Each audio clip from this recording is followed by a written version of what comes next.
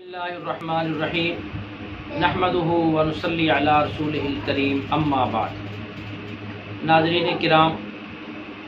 حضور پاک صلی اللہ علیہ وسلم نے ارشاد فرمایا کہ جو آدمی ہر فرض نماز کے بعد ایک دفعہ آیت الکرسی پڑھے، اللہ لا الہ الا هو الحی القیوم لا تأخذہ سنۃ ولا نوم لہ ما فی السماوات وما فی الارض من ذا الذی یشفع عنده الا بإذنہ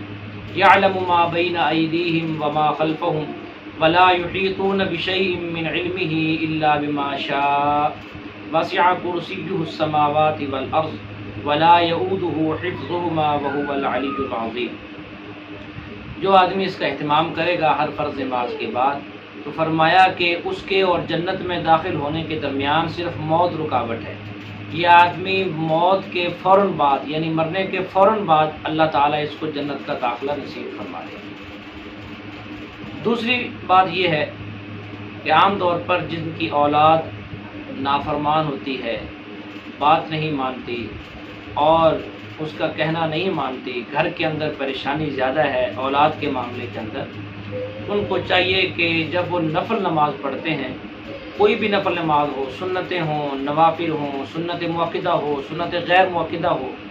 ان کے اندر نماز کے آخر میں جب درود پاک پڑھتے ہیں، درود ابراہیمی، اور اس کے بعد رب اجعلنی والی دعا پڑھتے ہیں،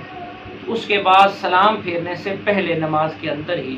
وہ یہ قرآن پاک کی آیت جو دعا کی صورت میں معروف ہے، اس کا بھی ایک دفعہ اہتمام کرنا چاہیے۔ اللہ تعالیٰ اس پریشانی کو دور فرما دیں گے۔ وہ ہے ربنا ہب لنا من ازواجنا وذرریاتنا قرۃ اعین وجعلنا للمتقین اماما۔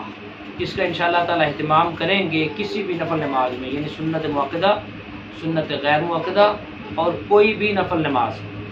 اس کے اندر آخر کے اندر رب اجعلنی مقیم الصلاۃ یہ والی دعا مکمل پڑھنے کے بعد سلام پھیرنے سے پہلے نماز کے اندر ہی اس دعا کو بھی ایک دفعہ پڑھے، اس کے بعد دونوں طرف سلام پھیر دے، تو انشاءاللہ تعالی اللہ تعالیٰ اس کی اولاد کو اس کا فرما بردار بنا دیں گے۔ تیسری بات یہ ہے، حدیث پاک کے اندر آتا ہے کہ لا حول ولا قوت الا باللہ،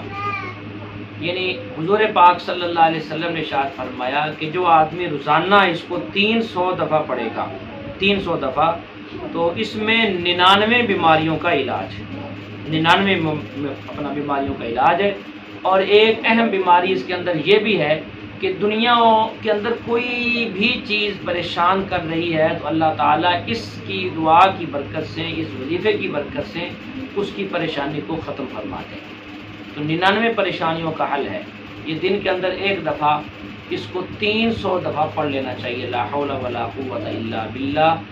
اصل وظیفہ اتنا ہی ہے، لیکن شروع میں ایک دفعہ یہ مکمل پڑھ لیں، لا حول ولا قوت الا باللہ العلی العظیم۔ اس کے بعد پھر جو 300 دفعہ کی جو ترتیب ہے وہ لا حول ولا قوت الا باللہ، اتنا کافی ہو جائے گا۔ اللہ تعالی ہم سب کو اس پر عمل کرنے کی توفیق